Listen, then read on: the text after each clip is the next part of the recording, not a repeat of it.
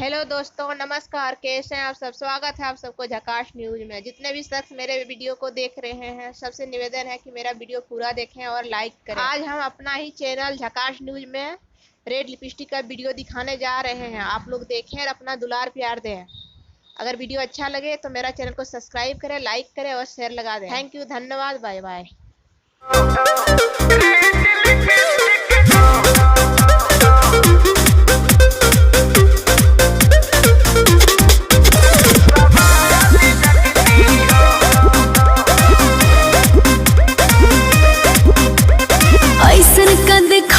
हमरा में खूबी जे कोइल बड़ा तू हमरे में डूबी बोला।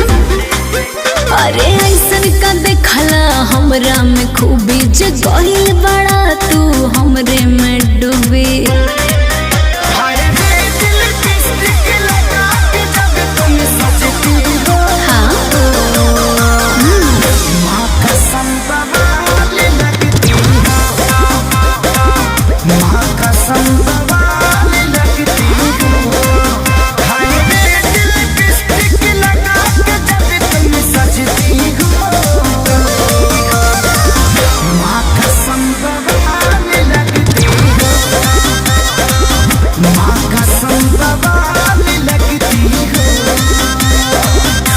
वो तो मैं हूँ।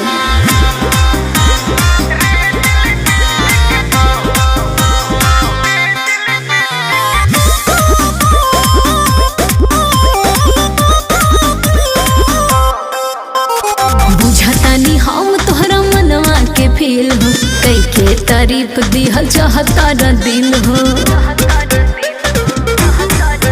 ए बुझतानी हम तोहरा मनवा के फील हो, कई के तारीफ दिहल चाहता दिल हो।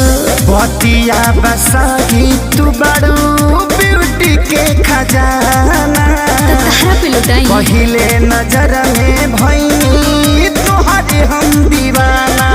अब अलार्म बन के धड़कन में तुम बजती हो। माँ कसम बवाल लगती हो,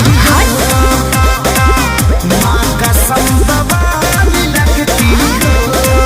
हाय रे दिल लिपस्टिक लगा के जब तुम सजती हो। माँ कसम बवाल लगती हो। It's like me baby. कसम बवाल लगती हो।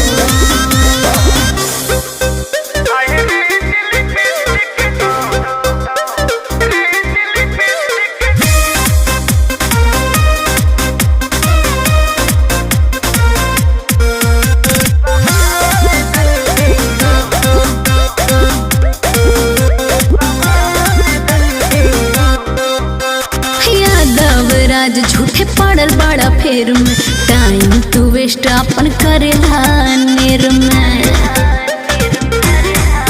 ए यादवराज झूठे पड़ल बड़ा फेर में, टाइम तू वेस्ट अपन करेला नेर में। सादगी के तोहरा